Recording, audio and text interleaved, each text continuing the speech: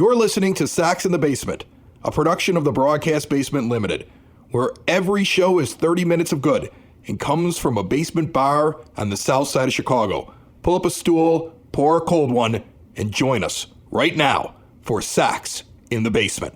Heard everywhere podcasts can be found, and always at soxinthebasement.com. It's sad to say, but it's true, but we told you so. We did. We told you so. We told you at the end of last season that if you kept Ken Williams and Rick Hahn in place in the front office and you allowed them to make the moves they were going to make to try to get the 2023 White Sox going, all the way from manager down to personnel, if you kept the same people in place, it would end in disaster. We said it right at the beginning of the offseason. We said it as the season was ending last year. We said it repeatedly on this show. And then we try to keep a positive outlook because you can't sit down every day and just be negative. When they made the decision to keep these guys around for another year that they didn't deserve, and you hoped and you wished and you prayed that they were going to do something right, but they can't do anything right. I want to kick off the show immediately with some quotes from Rick Hahn on Thursday. Now, these are gathered from multiple White Sox beat reporters, and it was put up on Twitter. Daryl Van Schouwen put one up from the Sun-Times. Scott Greger, who's been on the show many times, put one of these up. I mixed them all together just to kind of give you a taste of what a beaten man sounds like and to still listen to the absurdity that comes out of his mouth. Here we go. So you kind of said it, but what is your message for fans who are understandably disappointed and upset right now? They're not alone. We're upset. We're feeling every emotion in the book, ranging from, rage to disappointment. And we've done perhaps the exact opposite of what we set out to do in terms of regaining our fans' confidence and trust in what we're about here. Has any decision that I've been involved in making has my job status had anything to do with what decision we make? It's about doing what's best for the organization based on the possibilities on the table at this time. But the day I assume this job, or anyone assumes the general manager's job, it's going to end at some point. It's more about getting this team right for 2023, and what happens later in this season or after the season or 5 years from now or whatever will happen when it happens. So if you were the key. But I'm not. But if you were the key, or Jerry, same thing, how would you evaluate the guy in that seat based on where this club is? It's a hypothetical. I mean, listen to what he's doing there. He's like, well, it's a hypothetical. Yeah, Rick, that's what he's asking. He's asking, hypothetically, if you were in charge, would you fire you? And you don't want to answer it because anybody reasonable would look at the amount of time you've been in power and look at the results that you've had and say you're fired. Isn't this the guy who promised us that if he knew he couldn't do the job anymore, he'd step down because Jerry won't fire him? Well, guess what? He sounds like a guy who knows he can't do the job. So step down. You promised. Right. Well, maybe that's the problem with the hypothetical, right? The hypothetical and the reality don't match. So his brain went, I don't know if I should just say, but I promised I would quit before Jerry fired me. So if I'm Jerry, I can't fire myself. And then I'm my own grandpa. And oh my goodness, this picture, my sister's toes have disappeared. I've screwed up the space-time continuum. Done. Yeah, see, he can't go back on his own timeline because Doctor Who says so. But this is the problem when you have something like that where you ask him a hypothetical question. He goes, well, that's a hypothetical. Yes, we know, Rick. We didn't ask you to go raise the money, buy the team from Jerry, and then fire yourself. What we did was we asked you, what do you think of your performance? Self-evaluate. Be accountable, because that's what your boss, Ken Williams, said that this franchise is all about, is accountability. Oh, I want to talk about that guy. The conversation continues before, during, and after White Sox games, and the best place to have that conversation is at Cork and Kerry at the park in the shadow of the ballpark at 33rd and Princeton. Award-winning menu of burgers, ballpark favorites. Get out there and pregame. Have a couple of beers. Feel the fandom. Maybe Rick will walk out of the building and go talk to some real fans over there, because that's where they're at. An extensive bar with a rotation of craft beers, familiar favorites, spirits, and wines. They are the home of the podcast for fans, by fans, Sox in the Basement. We will see you out there pregame, postgame, all year long, all through this at Cork and Carry at the Park at 33rd and Princeton. See more at corkandcarry.com. This team is nothing if not predictable. Oh my gosh, are they ever? On the last show, we bring up Kenny Williams, and I'm calling him out for why do I only see you when things are going good? And what was it? The show comes out in the morning, and in the afternoon, he's in the paper. Yep. And he's telling you how upset he is. Oh, yeah. And this was my favorite part about it. Everybody's kind of latching on to there's lots of accountability, or accountability isn't a problem in this building. Yes, it is. Yes, it is. It's your number one problem. But let's also focus on the other thing that he said, Ed, just for a moment, about how he's not fun to be around, that he's an angry guy and you don't want to see him in the office. All right, let's just pick that apart for a moment. You are a high-ranking person in the Chicago White Sox. In fact, when it comes to baseball operations, you are the guy. Rick Hahn's underneath you and the owner's above you. That's how high up you are. You are the leader inside of that building. That's what your role is. That's why you get paid the money. You've been there for a quarter of a century. Imagine if Kenny Williams was the manager of a Dairy Queen. And the Dairy Queen lines were too long every day, and the ticket times were despicable, and the back room was a mess, and everybody was angry, and they were walking across the street to, I don't know, the Baskin Robbins now, because they're sick of going into his misrun Dairy Queen. If the Dairy Queen's manager's response was, I'm really angry about this, and you should all be, everybody else should be uncomfortable around me because I'm really angry here in this Dairy Queen. But he doesn't do anything, doesn't fire the guy who's screwing things up, doesn't make any internal changes whatsoever, and doesn't make any changes himself. He just yells about his anger. Dairy Queen corporate would fire him immediately. And that's what's ridiculous about this entire thing. In no other profession can people like Rick Hahn and Ken Williams exist for as long as they have with this level of incompetence without being fired unless they work for a billionaire who just doesn't want to get rid of people he surrounded himself with who tell him how wonderful he is, and he doesn't want to make new friends. He doesn't want to see a new face. He's just comfortable with it, and he's earned that by buying a team for a very low cost and watching it shoot up in value around him. And he just doesn't want to make any decisions. He doesn't want to rock the boat. He just wants to come in and sit there and have people tell him how wonderful he is. That's the only way that this works this way. Because in any other profession, Kenny Williams and Rick Hahn would have been fired years ago. And they'd be fired right now under any competent ownership whatsoever. You lost me at the ice cream thing because all I kept thinking is that I'd order mint chocolate chip and Rick Hahn would try and convince me that Oreos and cream is somehow the same thing. Or is exactly what I told him I wanted. Like right now, there's so many emotions running through me. But the main thing that I keep falling back on, Ed, is that we said this was going to happen if you kept these people in place. And my biggest problem is I don't think we have enough ball players on this team. When we're talking about roster construction, we could talk about lack of depth because it's true. We could talk about how the minor league system is atrocious and Chris Getz should never be mentioned as somebody who should walk into Rick Hahn's spot because what has he accomplished with your minor league system? Okay, you could talk about a lot of different things. The fact that you went out and got a bunch of third basemen and first basemen and corner outfielders and didn't actually fill in skill positions. You could talk about how you're lacking in your pitching. You could talk about how you spent way too much money on your bullpen. But one of the issues that we don't talk about enough is I don't think we have enough ball players. We've got a lot of athletes. We've got a lot of guys with some skills and some tools, but we don't have guys that play through injury very well. We don't have guys that work together as a team. We don't have guys working the count and at bats. We don't have guys doing the little things to win baseball games. So it doesn't matter how much talent you have if you don't have ball players. And my perfect example is Luis Robert, because I've seen this now written about over the last couple of days, and it's true. Luis Robert may be a very talented person, but he goes in the tank very early. He seems to give up when the going gets tough. And while he's out there in the field, he isn't really courteous to Andrew Benintendi and Eloy Jimenez, where they're talking in the outfield when there's a ball in the air, and he isn't. And so in the end, is he a ball player? Or is he a really talented, selfish guy? All these things now pop into my head as I watch this team, as a guy who actually owns a Luis Robert Jr. jersey right now.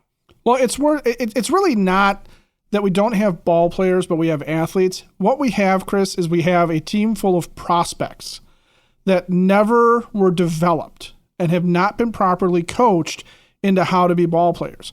And this kind of happens, I think, when you try to assemble a super team of prospects the way Rick Hahn did. When you have guys that are hype, all hype coming into it. Yoan Moncada, top prospect in Major League Baseball, all the hype in the world. Luis Robert Jr., all the hype in the world.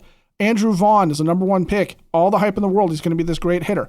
You have guys that are hyped up as being these tremendous, skillful players, but they don't have, this team does not have any humility to it.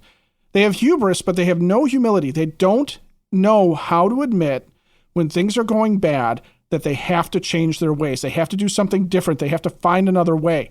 What they do is they sit there and they go out and they do the same thing over and over again. Okay? And they don't make improvement year in and year out. You're absolutely right. And you know what? Any business owner understands that. Like, you start something, you work at it. When you realize that you should be doing it a different way, when you learn a better way to do things, then you apply that. And that's how somebody starts a business and then it lasts for like decades.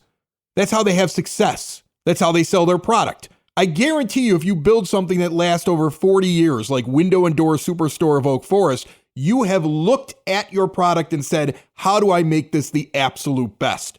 Exterior windows, doors, patio doors, and storm doors. No high pressure sales. I guarantee they learned at some point that walking into somebody's home with some kind of sample window and then trying to pressure them was the wrong way to do things. That's why you go into the superstore. They don't do that like other window stores.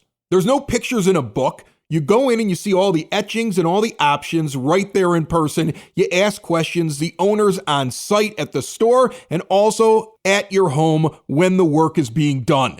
All their own employees. They don't farm out the work. They've been in Oak Forest since 1985. All major brands, and they custom make it. That way you get a perfect fit. Half block east of 159th and Ridgeland. Get out there and visit them at 6280 159th Street. When we started the off season, and when we started, coming into this year, you and I talked ad nauseum about the fact that Luis Robert Jr. has to make good on his talent and be the next Mike Trout. He's got to be that guy, right? Andrew Vaughn he's got to take another step. Andrew Vaughn's got to find power. He can't just be a guy that hits doubles. He can't be a right-handed Eric Hosmer, okay? He's got to be a guy that actually steps up and takes Jose Abreu's place in the power numbers. There's got to be improvement year in and year out, and this team these players just seem to have it stuck. Yoan Moncada is my favorite example of this. Oh, did you see his injury? Did you see what he's got now? The guy who is day-to-day and could be back at any time. That's how bad this team is. They let this guy sit around for 3-4 days and said, oh, he's going to get back very soon. We don't even need to put him on the IL. And James Fegan of The Athletic reporting on Thursday, Yoan Moncada has a disc issue in his back and is not expected to start a rehab assignment during this homestand. He goes on to say it's a protruding disc that's touching a nerve, causing pain that radiates all the way into his glutes. Well, guess what? You just heard about the 2023 reason for Yoan Moncada not being good. So in 2024, they can tell you now he's going to be good. He'll be injured for a while, and then when he comes back, that's the excuse for this year, because there's always an excuse every year for this kid. Here's the good news, though. Finally, Yoan Moncada's a pain in his own ass and not just ours. I mean, he looked good for the Cuba team, though. That was great. Good for Cuba. They got the most out of Yoan Moncada than anybody's gotten in the last 3 years. Here's the thing with Yoan Moncada, year in and year out, right? He's hyped. He's hyped as this top prospect. What have we seen him do to adjust his game since 2019? What have we seen him do to adjust his game? We've seen him make excuses about injuries. We have seen him actually suffer injuries. Okay. We have seen him be good defensively. But at the plate, he continues to be a guy who seems to approach it as though he has the same kind of power as, say, Pete Alonso, all right? Where he is this genuine, built-up slugger.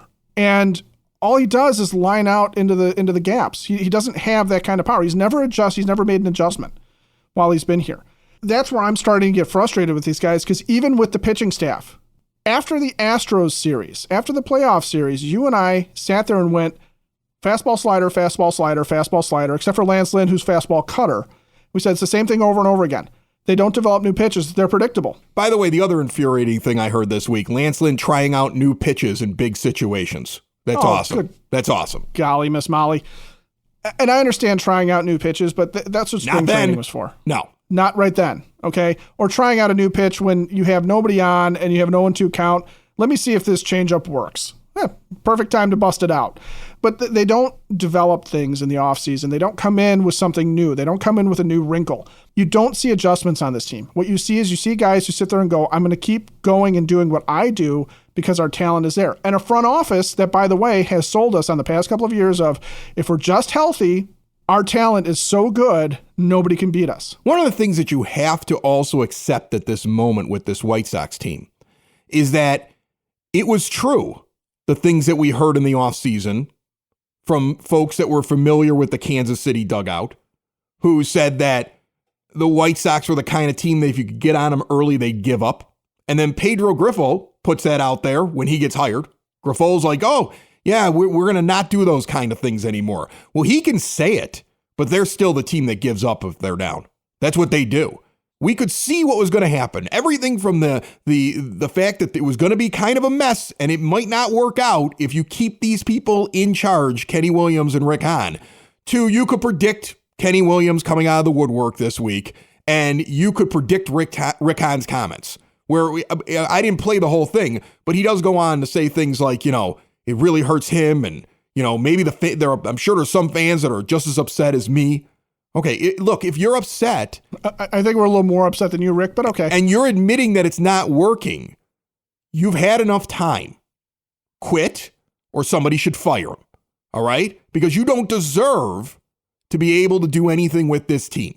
You don't deserve to make moves at the trade deadline. You don't deserve to move guys on and pick pieces that'll be part of this team for the next couple of years. And you don't deserve to even touch 2024 and beyond.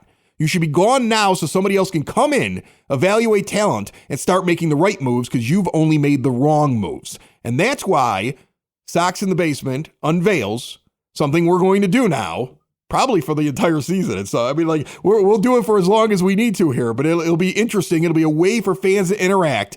We unveil Rick Hahn and Kenny Williams get fired. And how this is going to work is we will be putting out at different points during the season an opportunity for you to play general manager. It's for you to run the front office. And it starts right now. It's available right now at soxinthebasement.com. It's going up on all the social media. It'll be up all weekend long. It'll be up for the next week or so. I want to read the results on the air. I want to take your phone calls. Remember, you can reach out to us at soxinthebasement.com. I know we haven't done that in a while. Maybe I'll get a few calls in here in this show. But what we want you to do is we want you to play general manager. Ed and I are going to try to figure it out for ourselves in 60 seconds here on Sox in the Basement. Sox in the Basement listeners, do the hard work. And if you're a hardworking man or woman on the South Side, you need to be outfitted properly. And that's why you should visit Red Wing Shoes in Evergreen Park, New Lenox, and Geneva. A work boots specialty store that carries sizes from 6 to 16 and feet as wide as 4E. A 115-year-old company that came out of Red Wing, Minnesota. And one of its largest stores in the entire Midwest is in Evergreen Park, Illinois, ever since 1976. When you're on your feet, the footwear is everything. So why not get an expert fitting? They warranty, repair, and offer free conditioning with laces. And they also carry Carhartt work clothing as well. Located at 3347 West 95th Street in Evergreen Park, Illinois, at 208 East Maple Street on Route 30 in New Lenox, or at 1749 South Randall Road in Geneva. Visit them today. You work hard. You've earned it. Red Wing Shoes. It's your turn to run the White Sox. Only Jerry remains until death. So here's the first part. Here are the rules. You've taken over the White Sox front office. Jerry Reinsdorf remains. What would you do immediately with your roster and staff? There are no trades allowed at this point because it's too early.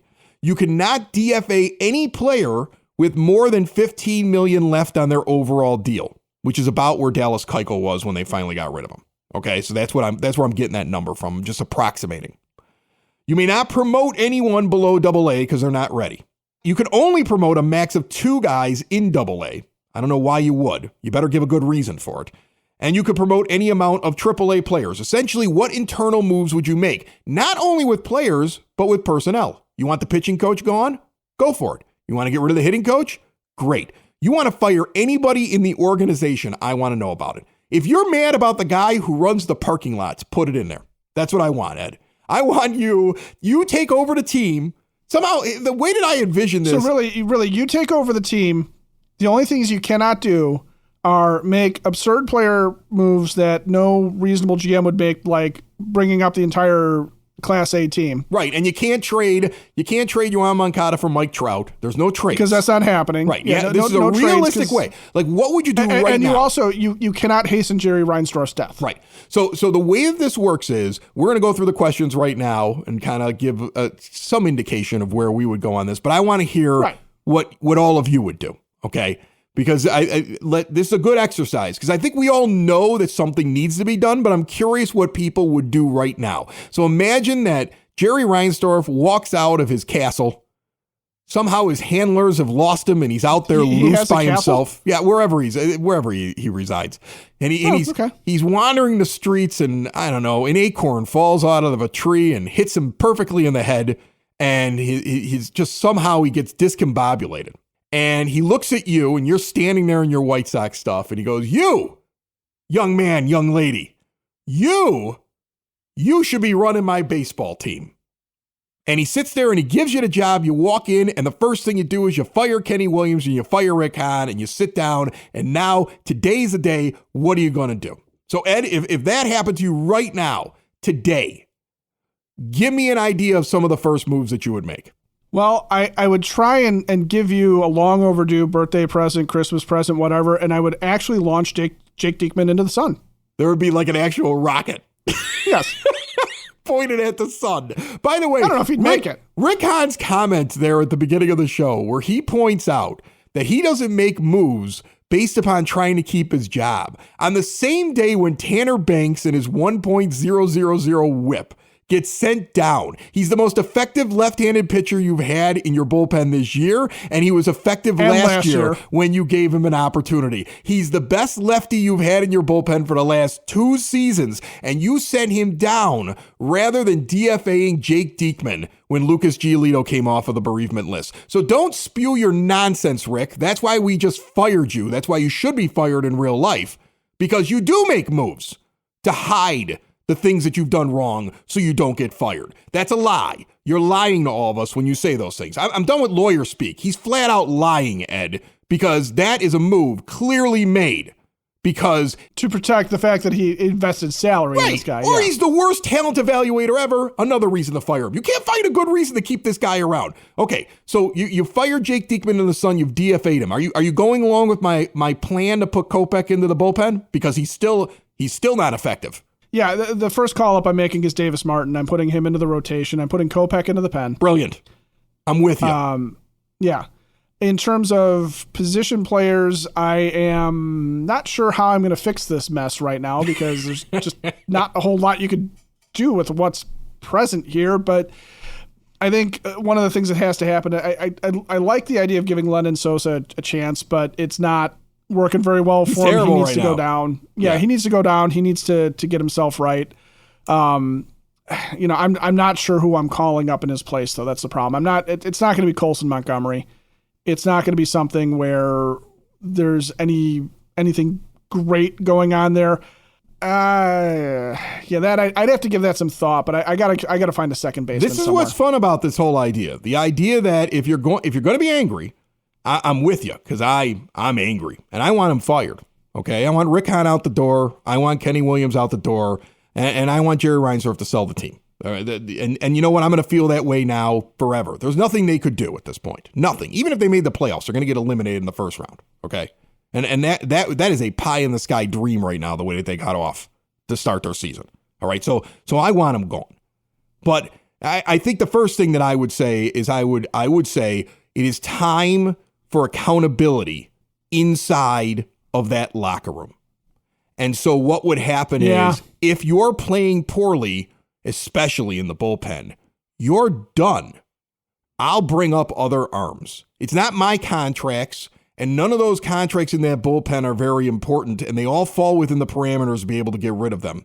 And if I'm the new general manager, I didn't make the mistake.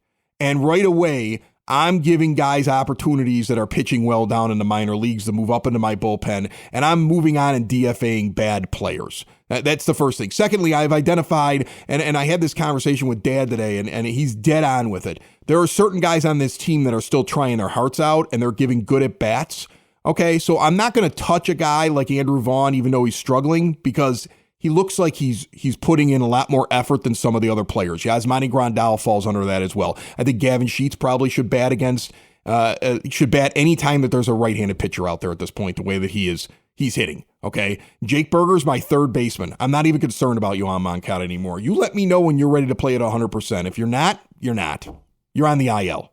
I'd rather transfer him to the 60-day IL and open up a 40-man roster space than sit around and have this guy tell me that he can't go at 100% for the rest of the year because of his bulging disc. It's a bad contract for a guy that never panned out and is always injured. And I'm going to tell you something else. The big baby would not be out there on a regular basis until he could prove to me that he could hit on a regular basis and perform on a regular basis. That would be something else. Benintendi, by the way, is not doing great, but he's having professional at-bats. And I think that's what Pedro wants. So unless your plan is get rid of Pedro, which I think would be kind of crazy. He's got a 3-year deal, and I really don't think this is as much him as it is the front office. Okay? He's got guys that he wants to play a certain way. That's why Benintendi's on the team, because he comes from that system. So if you're going to make a change and you're going to try to change the way that the White Sox play baseball, then that's a guy that I'm still focusing on and I'm putting out there every single night. This entire exercise is brought to you by the Village of Lamont.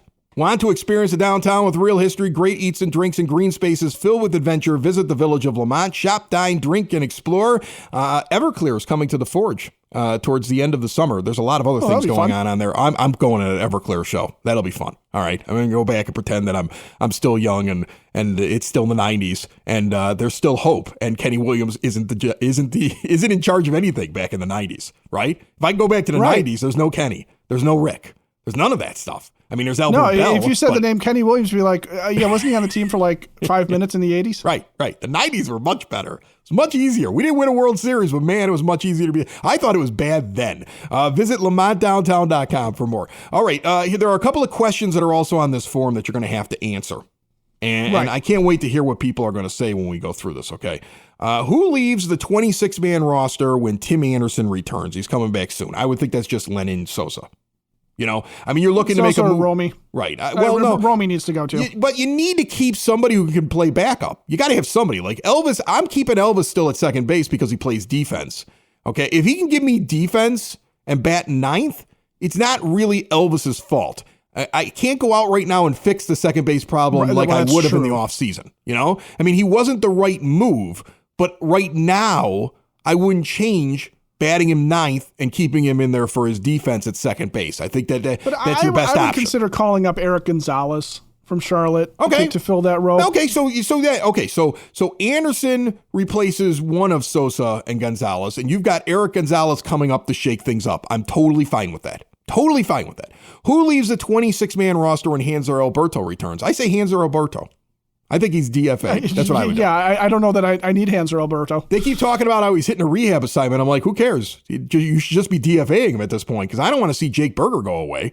And I don't know what Alberto does, but they may still feel there's some value there. If Alberto is going to be that backup guy, I'm okay with him playing the backup role then. And then that would be instead of Gonzalez. Essentially. Right. Yeah. Okay. But then again, how are we shaking things up if we're doing that? See, to me... that's true, too. Although maybe maybe we're looking at the wrong way. He had a couple of pitching appearances early in the season.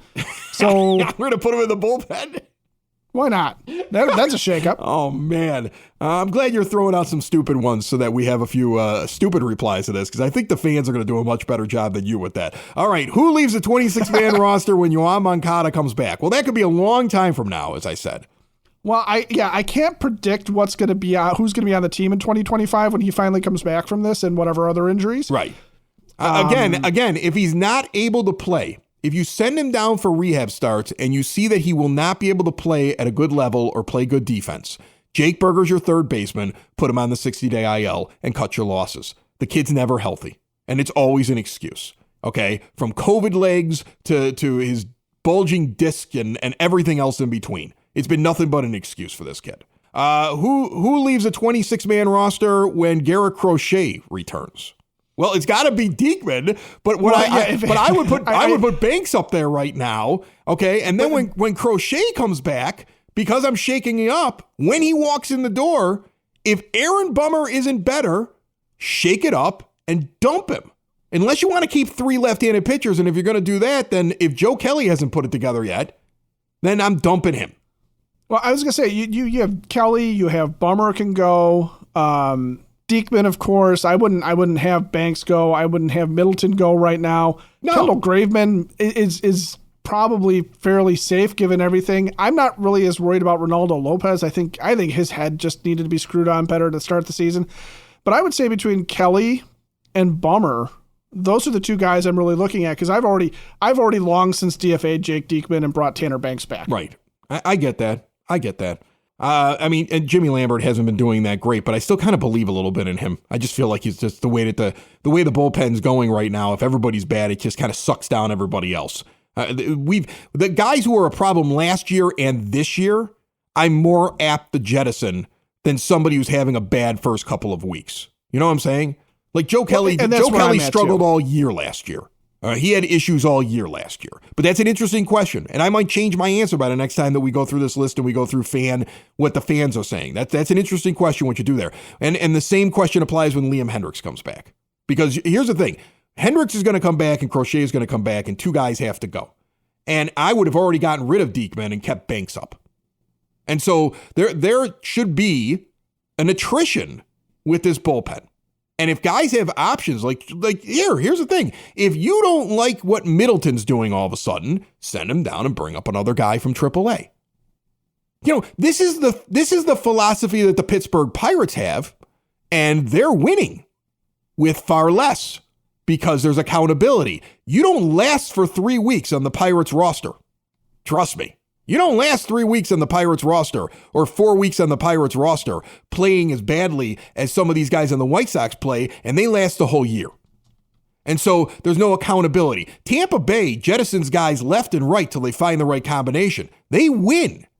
Winning ball clubs that have lesser payrolls but have accountability, they do this. And that's the first thing that would come in with, if I were the general manager, there would be accountability. I know Kenny Williams thinks there's plenty of accountability in the building, but when everybody in that building has had a job for life, everybody, not even people that have to do with the actual baseball team and the product on the field, everybody in there has accountability, supposedly. But you have all these people with a job for life, and who is your most famous employee? The guy who gets the field ready? Yeah, who got the biggest cheers on opening day? The Sodfather got a lot of them. That's an indictment on your entire organization. Honest to goodness, I'm sure he's a great guy. I'd love to talk to him someday. But he wouldn't be as big of a star if everybody else in the building wasn't so bad at their jobs. Listen, there's got to be a change. It's got to happen. It should happen soon. The idea that we all have to sit back and wait for them to work this out and they're going to start winning games all of a sudden and flip on a switch, I don't believe. Could they become competitive? Could they crawl back in? Sure. But you've got 26 guys on that team right now, and I think there's a fair amount of them that don't feel like there's any consequence for being bad or not having their head in the game day to day. So either change your culture and start shaking things up, or don't be surprised at the fan reaction that's going on right now, and that I think will continue for the rest of the year. Socks in the basement. Socks in the basement. Socks in the basement. Socks in the Basement. Heard everywhere podcasts can be found, and always on socksinthebasement.com.